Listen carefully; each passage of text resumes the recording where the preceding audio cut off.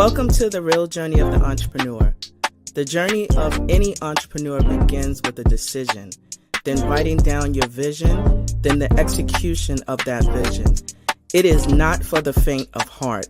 It is for those who understand how powerful your mind is and that you can truly create the life that you deserve.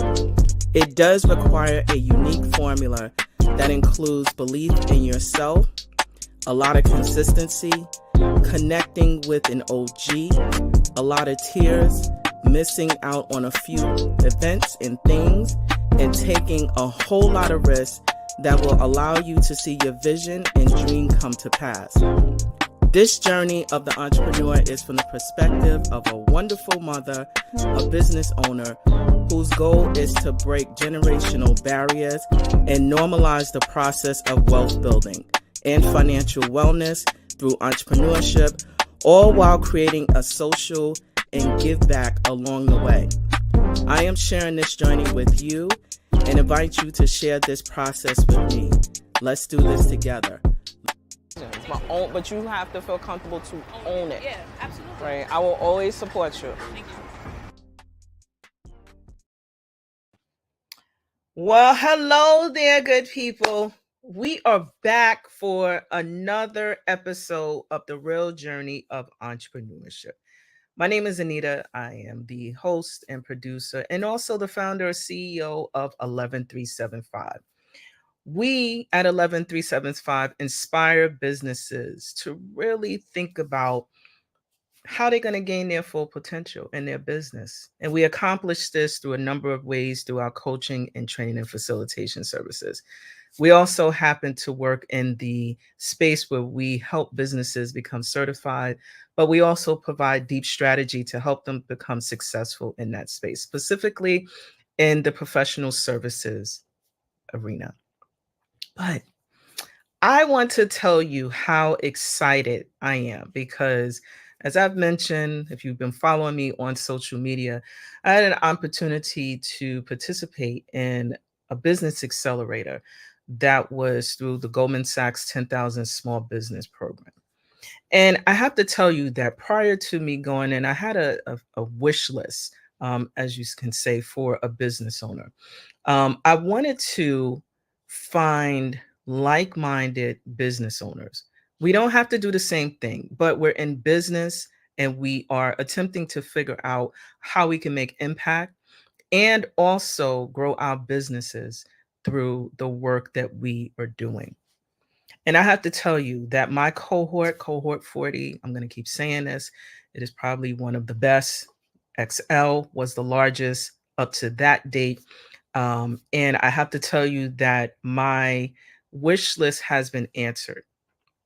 I discovered that I am now a part of a tribe of thriving, growing business owners who are committed to making change in deep waves within this space, but also creating opportunities for others to be able to support us in our business goals and dreams. And I have to tell you that my next guest is no different.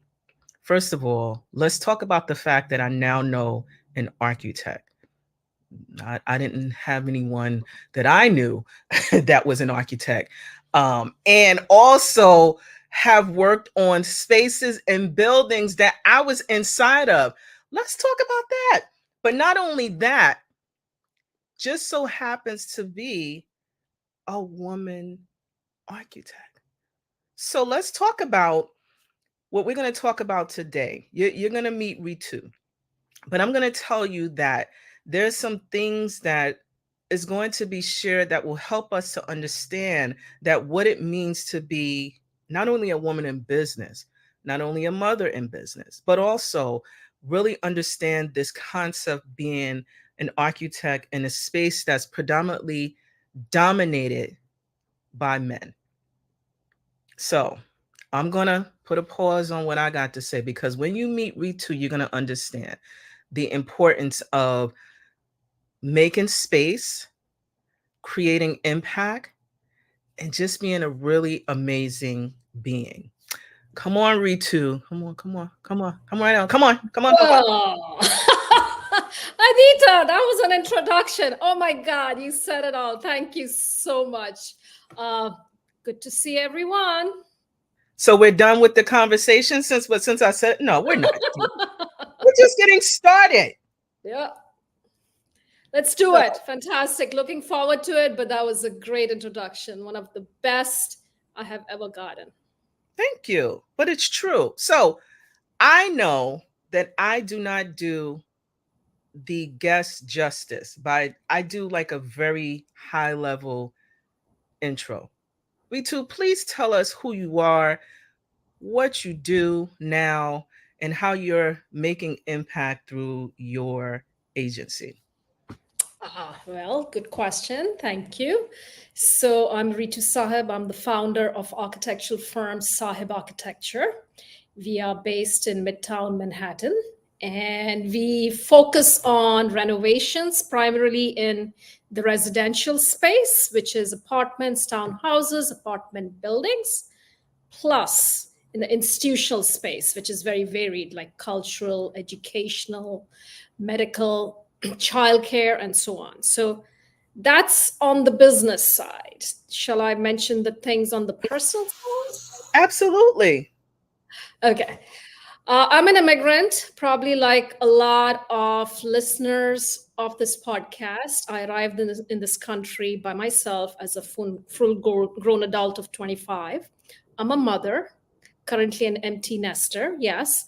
And I'm a hobbyist, continuing the hobbies that we New Yorkers like to engage in. And I'm a business owner, as I've mentioned before. So that gives you a full picture of who I am. Now, when you started your architecture firm, how long ago was that? So, as we were informally discussing, the first version was when I was in fourth year architectural school. This is Mm. going to give away my age in 1991, doing what I'm doing now at a smaller scale. I was a project manager in my own business, managing design and construction jobs for second homes and some warehouse facilities in Mumbai and out of Mumbai in India. This current version, it has been through many different versions in two different countries through the ups and downs of life. And this current version I established almost at the end of 2015. So it's about 8 years old. Same age as my kid. How about that? Yay. Oh, wow. I'll never forget that. Yes. Now, now, for those who are not familiar about what as an architect, what does that mean? What do you do? Um, and comma and right, the comma and how does that connect to being in the construction space? So, yes, we all are in built spaces, right? We use apartments, we use offices, we are out there in playgrounds. These are all built spaces. Someone had to think them up, someone had to design them on paper most of the time, and then someone came and constructed that. That's what we do. So most of the stuff, most of the raw land is gone. We mostly have built spaces. So we either demolish an existing building or a space like a playground and put something new on it, or we renovate something that exists. So that's what we do as an architect. To make it more concrete for you, I am currently helping a daycare owner. She has rented a retail space in Bronx, then she's renting another office space in Bronx. So first is retail as in a store, the second is an office. We are redesigning this space for it to be a daycare center. You know, the first space for about 25 children, the second space for about 75. So that's one of the jobs that we're doing. So we redesign spaces that exist or buildings that exist. We do additions. We work not only on the inside, we work on the inside and outside. There's tons of applications. There's the design, and then there's the filing with the building department. There's getting construction done. So we participate in all of those phases, bringing a space together. Wow. So that your work as an architect requires does it require you to know how to draw? Do you have to know math? Like what are the skill sets that you need to know in order to do what you do? People ask me all the time, even though I am good at math, all you require is basic math. And yes, you do have to go to architectural school, which is where they teach you how to make what they currently call blueprints, right? They're not blue anymore, but they're building drawings. That's a training you will go through. Mhm. You do not have to be particularly good at drawing. You need not be good at sketching. You must have an interest. So you should have the spatial knowledge, the connection between a 2D plan and a 3D, or imagining a space which doesn't exist in your head. That's all part of the training. So first thing would be, I would say you should have an interest. And construction, again, how a wall is put together. How does a plumbing pipe go behind the wall? Is this 10-story building going to be able to stand up? What structure do I need? That all comes from training. So that's why the training is pretty rigorous in this field. You can be a licensed architect, which takes at this time 13 years, unfortunately, long time. It's like becoming a doctor, except you're not a doctor.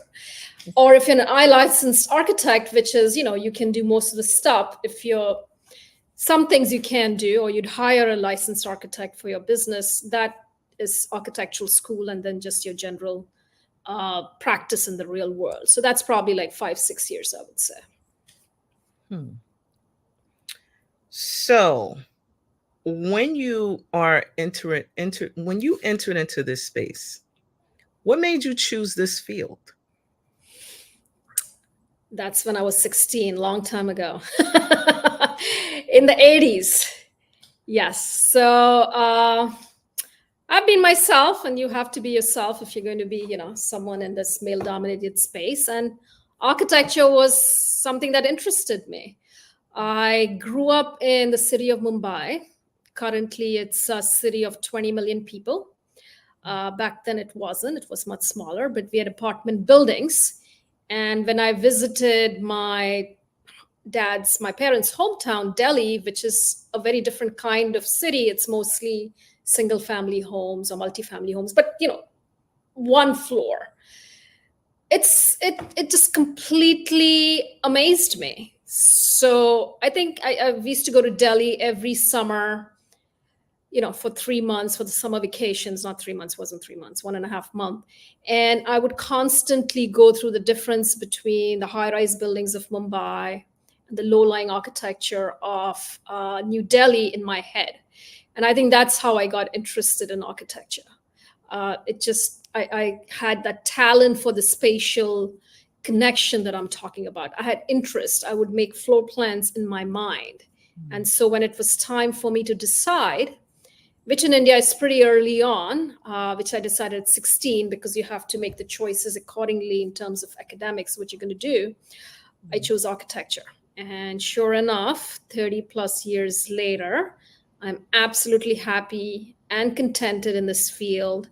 And hopefully that means I made the right choice. So I want to, if I may, um, show some of your work via your website. Is that Mhm. okay to share? Absolutely. Please go ahead. Okay. So there were a couple of buildings that you um, redesigned. And I'm like, and when you mentioned that, even the one that you presented in our cohort, I was like, I know that building, but Yep. you're not really thinking about what goes into Mhm. specifically that work. So this is just a few of your projects Mhm. that you have, and you can definitely check out the information, the designs, and the before and after on the website, which we're going to be sharing later. Did you have any favorite um, projects that you worked on? And what that looked like specifically for budget, being over, under. Was there any that you can describe? Sure. So if you're live on the website and you click on institutional, Okay. you would see the building that I worked on, which is my favorite building because it's so complicated. It's one on the left, and that's the building you said you have been in. Yep. It is Union Temple, and the photo right below it is the auditorium, which we made possible. Wow. in Union Temple.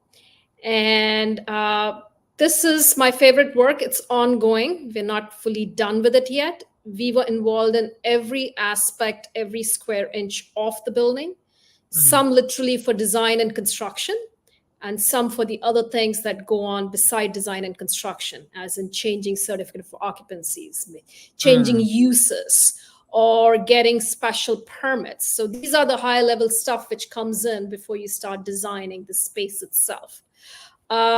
This building is a historic building. It's on the National Register because of its unique history in the Jewish history of New York. Mhm. Uh, Back in the 20s, I think it was built in 1925, the Jewish people were not permitted to use swimming pools anywhere in the city. So they came up with this community center with a full size swimming pool, so they had their own space. Unfortunately, it's a very, whenever I talk about that, it makes me very sad, but I'm glad they were forward thinking and they made this possible. So this building consists of a synagogue. It has it's used as a community center. We have a banquet hall. It has a rehabilitation center. It has two preschools, and it has 3 floors of a gym with squash courts and treadmills and weights and so on. And we have worked on many, many different aspects of this building. We converted the synagogue on the ground floor into an auditorium where you could have uh, music concerts for the community. Since the synagogue, their usage reduced dramatically. It is a Reformed Jewish synagogue, but the need for it has reduced dramatically. So, to use the space which already existed, we helped them get temporary use permits, redesign the synagogue. We closed those beautiful windows. And then we have worked on the facade. We restored the facade. Unfortunately, New York City has old buildings. So even when the facade is restored, it's almost impossible to tell. Mm. But it is safe to use. And there's going to be no infiltration of water. The building is going to be as a whole, it's not going to deteriorate. We have worked on several use permits for many different floors. So these are some of the things we did. Why I particularly like this building is we are welcoming this important building, a very important building in the community, to its new use, which is, like I said, the concerts and other uses going on in the future. It was very challenging because we worked with very antiquated zoning laws, and zoning laws, unfortunately, in the city, they lag the use of a building, and you need someone to put it all together so that we can reuse the buildings that we already have, because we're not going to go and demolish this beautiful building which is so well built, but in order to change the use from a use which is no longer current to something which is current, which is of use to the society. So that's what we did. So that is my favorite project, and I look forward to doing many, many more of the kind. So I guess I'm curious, and this is just me. How did you learn or discover that this was an opportunity to work on this specific project, the one in Brooklyn that we just talked about? Excellent question. So yeah, this was after I just about started my practice. I am notorious for taking on challenging work. It is a challenge. Want to make it happen. And when the management came to me, they said, "Hey, this is synagogue. It's a religious use, and we want to hold concerts. How do we do that?" Mhm. And I said, "Yeah, I know it's done in the city. We're going to make that happen for you." So that's how I started. They approached me through my business network, which I think we're going to be talking about a little bit later. They Mhm. found me, they posed this question to me. It intrigued me, and that's how we started. We started with a little feasibility study way back, probably in 2017. And then we worked on, started one little thing and we worked on many different things. So opportunities just knocked on my door, but it was because I prepped it with doing all the networking beforehand. Which leads to networking, right? And the importance of that. Now, the first question I have is, as a woman architect, there's a difference when you network versus when your counterparts, male Mhm. counterparts, network. What is your sweet spot in terms of like ensuring that you're not being perceived inappropriately in certain spaces as a woman, business owner, architect, and you're stepping into spaces that traditionally are for Mhm. males. Yeah, absolutely. So I do have some colorful experiences. Uh, and I have changed the way I network because of them. So, number one, I definitely do not network anywhere where people don't bother to see my signature or my name and they get my name wrong. If they're not going to Mm, bother with my name, I'm not sure how much respect or how much we're going to get along well together. So, mm, that I definitely try to avoid. It's a very Indian name, and most people get it right, and those are the people I want to network with. Another thing is one of the meetings networking group I'd gone to probably in 2018, and someone from the real estate industry, he absolutely refused to believe I was an architect. And it's not like there aren't women architects out there. There are plenty of them. And he just wouldn't believe it. I'm like, holy cow, do I need to really bring my license and show it to you? So I've come to expect a certain kind of people in certain groups, and I avoid those groups. mm. But again, since COVID, and again, more so since the program we did together, the Goldman Sachs 10,000 Small Business Program, become more efficient. And I have found that women networking groups, not that I limit myself to women networking groups, but women networking groups is where I get a lot of visibility, a lot of understanding. People see me. There's a lot of opportunities in business too. So the way I network, my women networking has definitely gone up by a lot.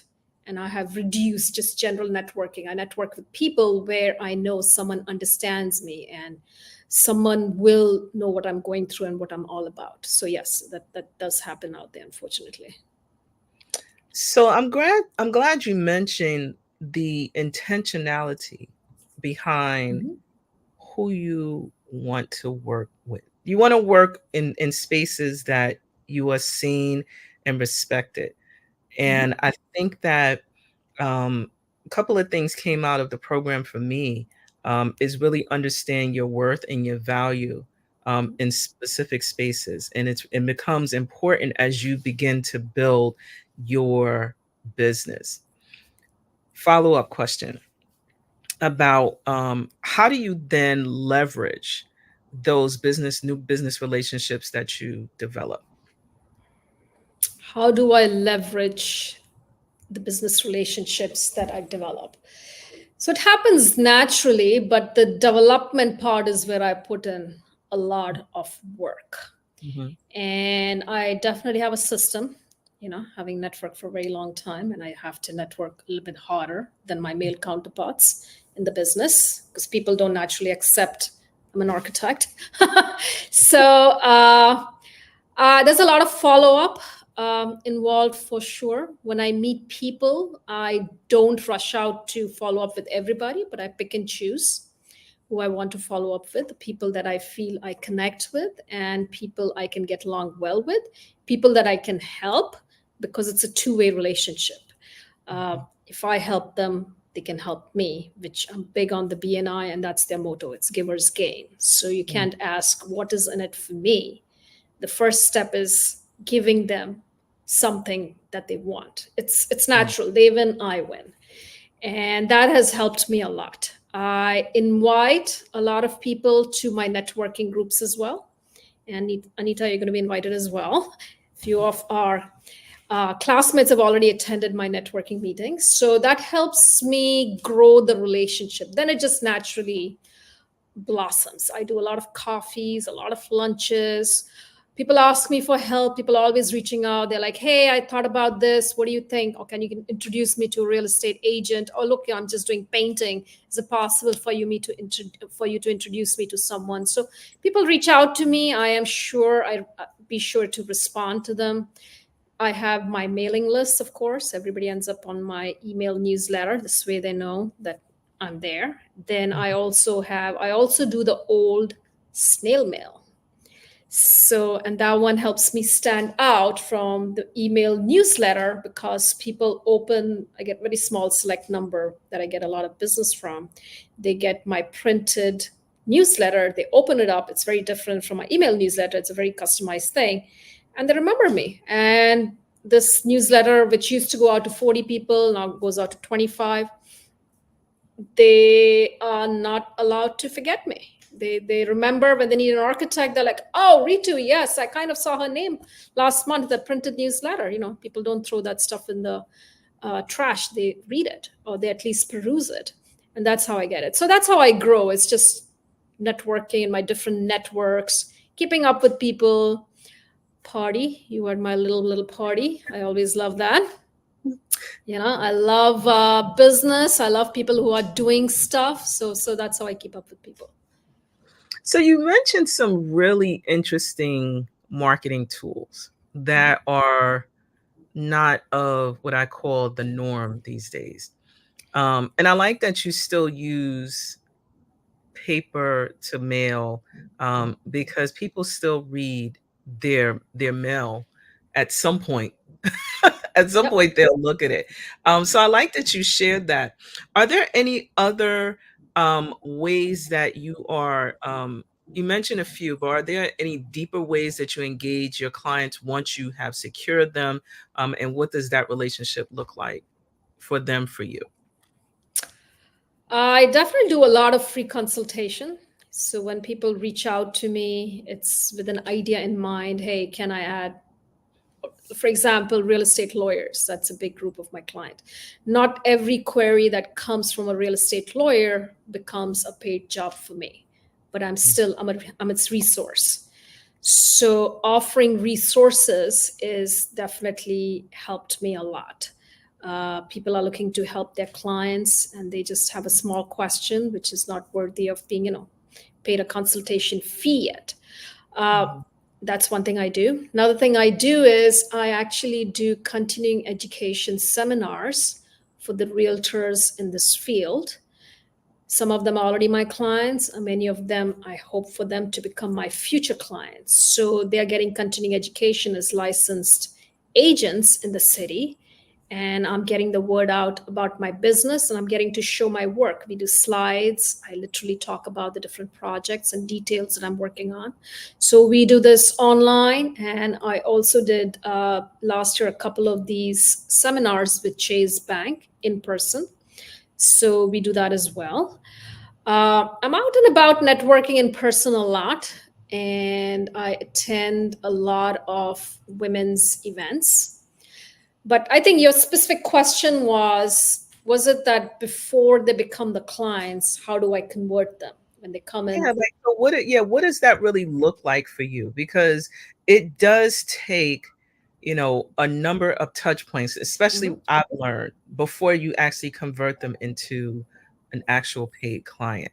Do you mentioned consultations, and you also mentioned that you do them without charging initially.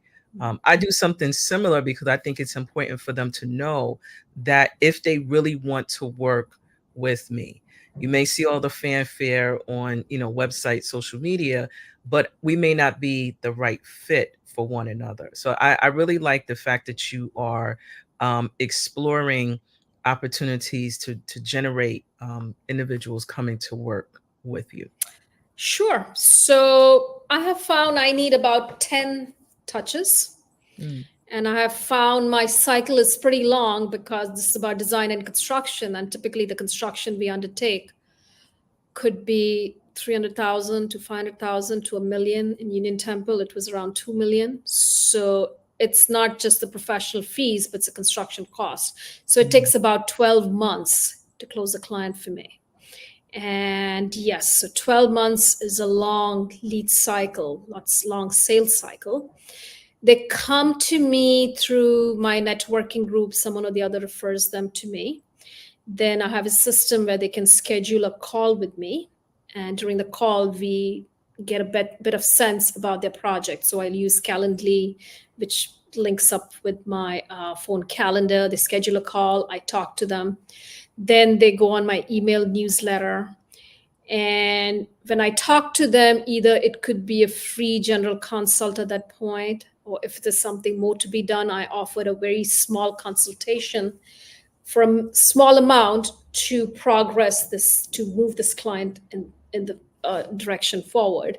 For example, this morning I did a very small site visit to a townhouse in Greenpoint for $500. I'm not making money over there. It's just the idea is I gave them the basic. They want to convert their two-family house either into a single-family house.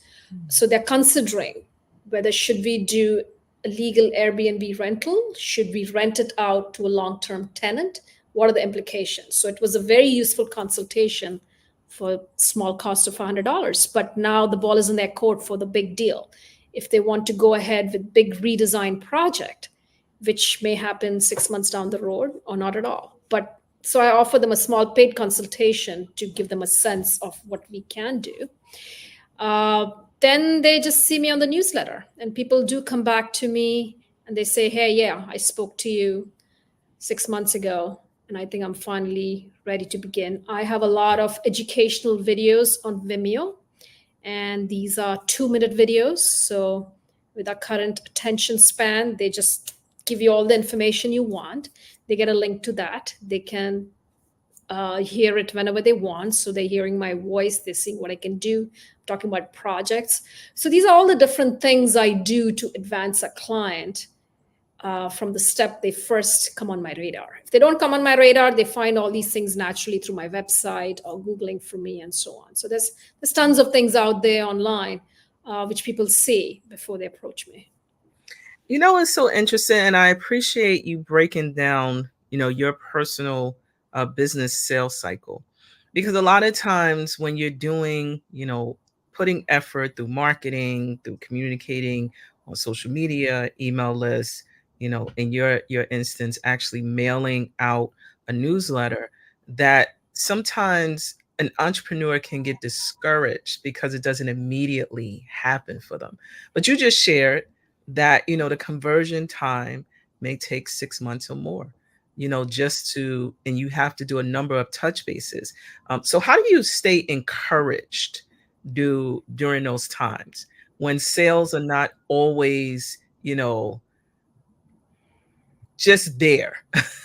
How do you stay encouraged? I hear you, Anita. So it's by the virtue of the profession I chose. Most architects are planners, and the stuff I undertake, it takes 2 to 3 years to see the end product. Right. I have to be a long-term thinker, which I am, Mhm. thank God for that. I have to be not discouraged by little things, because from the time I speak to the client, Union Temple, I just said, I think we started in 2018. I mean, not fully done yet. Right. I have already seen 5 years ahead, 6 years ahead, 7 years ahead. I know the different things that could happen or go wrong. It's the end point. It's the end result that I see, the part at the end of the rainbow, the pot of gold at the end of the rainbow. That's something I keep in mind, and that's why I'm able to do it. Because what is the option? If I did not do this, the result is zero sales. Because just because I want to close people right away, it doesn't happen.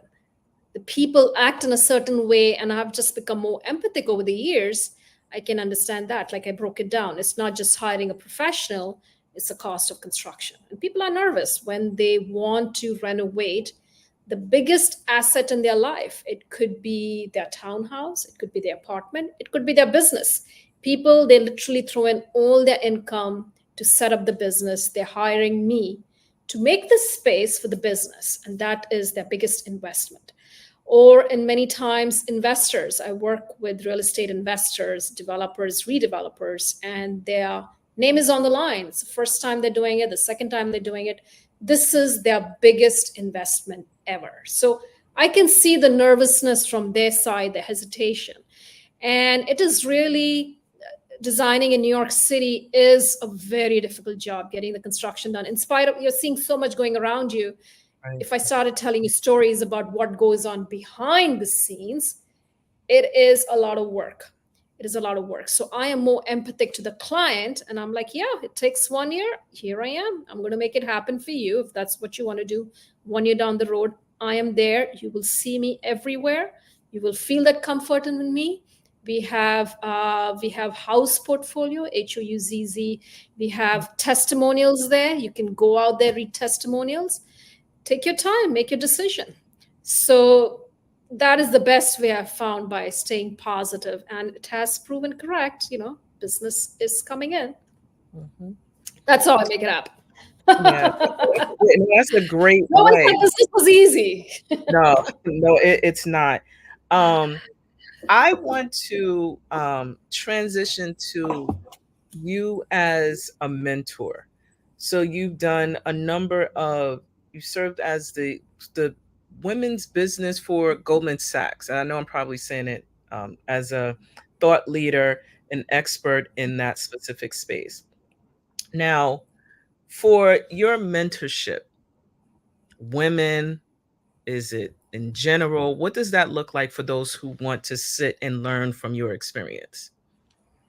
So pretty close. Yes, I was the teacher, the instructor in Goldman Sachs 1 million Black women program Okay. with Level Up and Brooklyn Public Library at the Central Library in Brooklyn, Okay. and they already had a program available for finance and computers for IT. Excuse me. It's the first Mhm. time they had for real estate. So I was the first person who kicked it off for them. I had about 20 students. These are the women, Black women, looking to transition from their jobs, low paying jobs, unfortunately, to the industry of real estate. And they were looking at all kinds of jobs. They had no idea what existed. All they thought was you could be a real estate agent. And then I educated them. You can be an interior designer, you could be a home inspector, you could be working in a real estate developer's office. There's so many other jobs you could have. So that was a thing. And then I became a mentor there. Hmm. So I am big on mentoring. And I again come from the industry. Architects, you have to be a mentee yourself. You have to be mentored by a licensed architect in order to become licensed yourself. That goes back to the old medieval master and student relationship. The master craftsman teaches you the craft, teaches the student the craft. So in architectural industry, you have to work with a licensed architect at least for 3 years, and then you will be eligible to take your exams to become a licensed architect. So that is the mentoring that exists in this system. So we always, it is understood, even though our mentors are creating their competitors, these licensed architects have me as a mentee, I'm going to be competing with them. That's the way the world is. It applies to architects, uh, engineers, to doctors, right? The doctors mentor the young incoming doctors. And I just want to pass on my knowledge. So I do mentor a lot of architects in training. They've finished their 5 years of college, they're working in offices, and I help them achieve licensure for themselves, which is a big process. I mentor a lot of women in the world of real estate. So this could be anything ranging from architecture to anything related adjacent in real estate. I find it a very, very rewarding experience. It's amazing. I'm helping these women, many case men, I have male mentees as well, be the best they can. I'm helping their dreams come true, just like I'm helping them with the businesses and the houses for the investors or the people that hire me as an architect. Their dreams through spaces come through. Yeah, I'm helping them through their profession, helping their dreams come through through their chosen profession. And the barrier to entry is pretty high in many of these fields. It's not very easy to get into. Mhm. I got in here because I wanted to get in, but of course, I did have mentors myself, and I'm just passing that on. And most of them, it's amazing to see how they rise up to the challenge and how they use this wealth of information and the encouragement I give them to, really make the best of it, to really fulfill their dreams in life. On the other hand, I myself still have a mentor.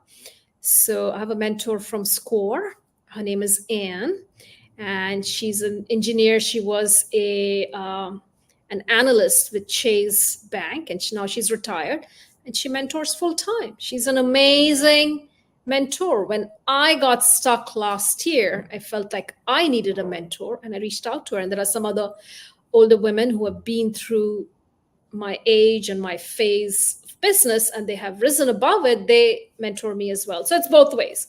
I love being mentored because these are the things I would have not thought of. They definitely help me troubleshoot issues. Mm. And on the other hand, I like seeing others rise up, and that's why I like mentoring them. It's a chain, it's a circle of life, and I'm glad that I get to experience it both ways. So I like that you are not afraid to share that you one participate and receive mentoring. That's, because a lot of folks feel like they just made it and I've arrived and they've done all these phenomenal things, and I'm like, someone along the way helped you. Someone helped you, right, along the way. So you mentioned the circle of life in this, in the, as you begin to close your statement, about mentoring, being mentored. Um, if you did not have a mentor at, this stage or in the beginning, do you think that you would have accelerated your growth if you had a mentor early on? Or is it more beneficial now that you have a business established now? No, I've literally had a mentor since 1990. So except for, a few years I was out of the architectural business, I've always had a mentor. Mm. So I don't see myself being anywhere with other mentors. In fact, last year I felt stuck because the rise in interest rate had affected my business, and I was almost on the verge of shutting down. And then I Mm. spoke to my husband, who is one of the board of advisors in my company, and he's an ex entrepreneur himself. He said, "You got to do something different." Sounds very easy, but I'm like, okay, maybe I should get a mentor out of the architectural industry. I should get a successful woman this time, because most of my mentors have been male architects so far. And I said, okay, I'm going to change that. And yes, sure enough, and absolutely accelerated uh, the growth for me from last year. So I won't say it was just in the beginning or just now. I felt it gives me a chance to grow. I get caught in a rut, and the mentor helps me get out of there. So I actually did the Goldman Sachs program. I managed to get in or get selected thanks to Anne, because of the advice she gave me. So that would have not happened. I don't see myself being, I probably would have been somewhere, but maybe half of where I am, uh, if I did not have mentors. I find it really crucial. So I would definitely advise people to seek out mentors, not only from their field, but could be from other fields as well. Like Anna has absolutely nothing to do with architecture, but she has such a great business sense. She has helped me tremendously. And I have some women who are in the world of real estate, and they help me out. So in fact, at this time, I have no architect mentor that I have grown past, I find, as of this time, but I have women from other fields who are helping me rise up, scale up in my business. So this is great. As we are wrapping up, are there some tips that you could share, based upon your wealth of experience, if someone wants to transition into this space where you are? What are your tips? Passion. If you don't have passion for the industry, unfortunately, at the first sign of trouble, you might back off. So you need passion. Architecture is a very, very difficult industry, more so for women. Men find it difficult too, but for women, it is twice as hard. Mm. Uh, it is really rewarding. I love participating in the built environment in New York City. I'm like, oh yeah, I helped with that building. I helped with that building. These people can then do that. I can walk around and physically see the space, as opposed to someone who is in the world of stocks and bonds. They are doing the benefit, but maybe happening unseen elsewhere. I can see the results. First time when I did a bathroom way back in 96, I could not stop feeling proud of the tiny bathroom I did. So it's fantastic. I can go and see these space since I did that. So passion is what I would say. Passion, hard work. Just constantly keep stepping up, trying to do more and more every. Don't get comfortable if you want to grow. Uh, those are some of the tips I would give to a business owner. Okay, awesome. I'm writing notes, but you're speak up. I'm not typing fast enough. You know. So, where can we find you online? Yes, so please definitely visit my website, www.sahebarchitecture.com. I think it's the base over here of the screen. Connect with me on LinkedIn. I love LinkedIn. I'm very active on LinkedIn. You're going to see what's going on. Email me. You can email me. I will put you in my newsletter. I'll talk to you. I'll invite you to my networking group. My email address is rSaheb@sahebarchitecture.com. Please mention you heard this podcast. You can find me if you Google me. As Anita mentioned, I have been interviewed a few times. There's a lot of videos I have out there. I have very colorful images. Nothing is personal. Everything out there is business. On Instagram, I have beautiful street art, Bushwick street art. You can see my travel photos. Uh, you can find me on Instagram. I have two different accounts.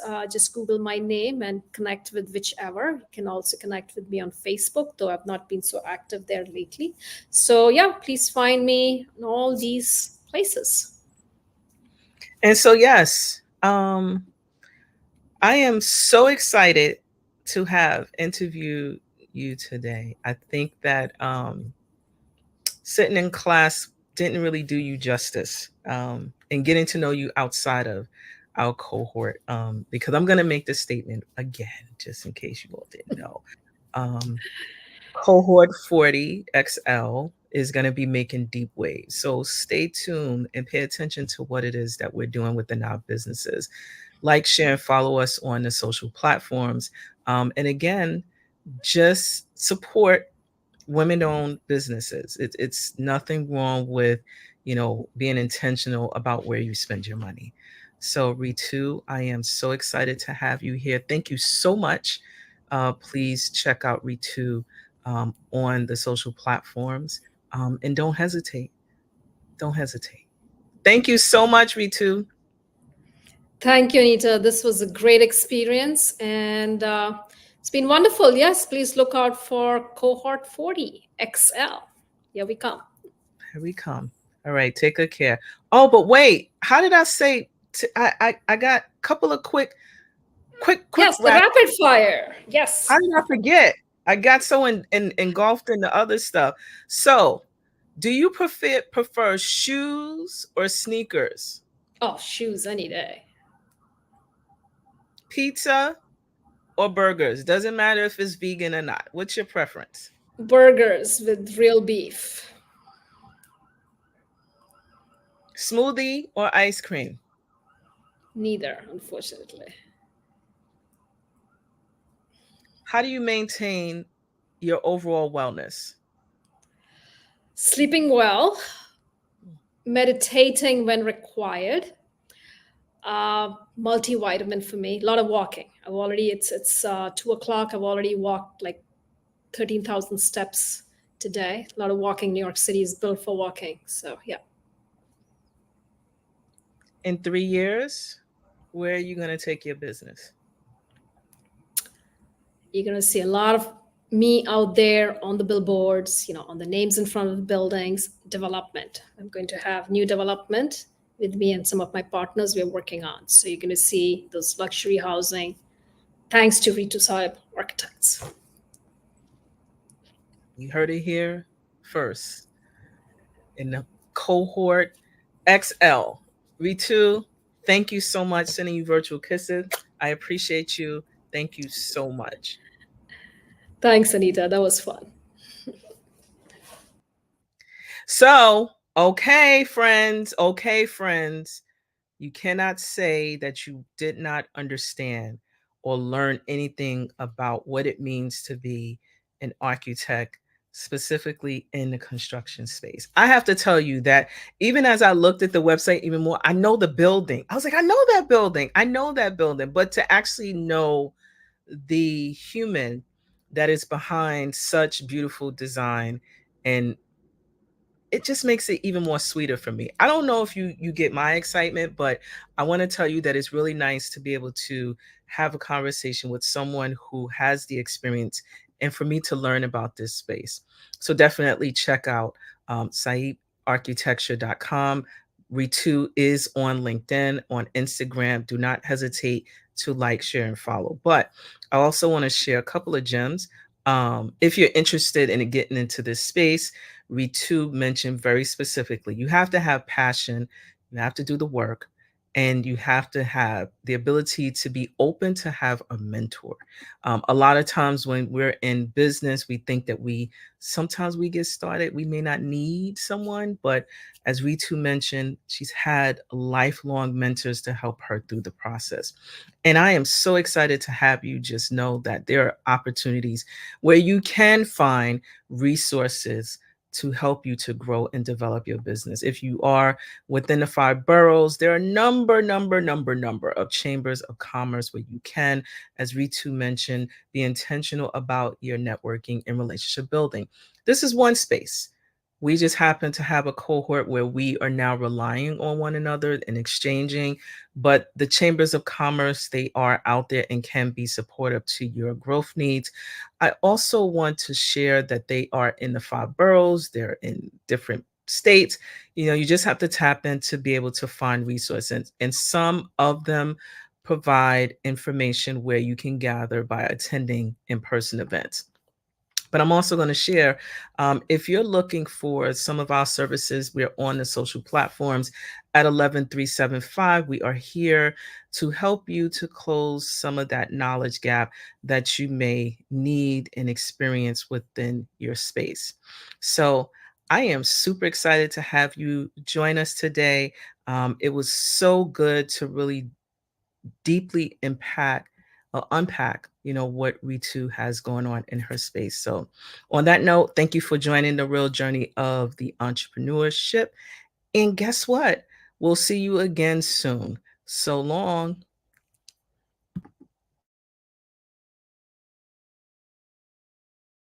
This week, I'm thinking about the importance of focusing on yourself, focusing on your business if you have one, just focusing on purpose.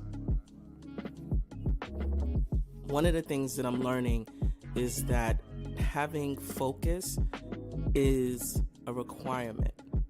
Being very strategic, aligning all of your things that you do with the goals that you have on your life. Focus isn't optional. It's actually imperative to your business growth. So stay the course and keep pressing. Focus, focus, focus. It will happen. Welcome to 11375. My name is Anita Pierce, and I am your Chief Experience Officer. At 11375, we offer strategic alignment solutions specific to you and your business goals, and also connecting everything with social impact.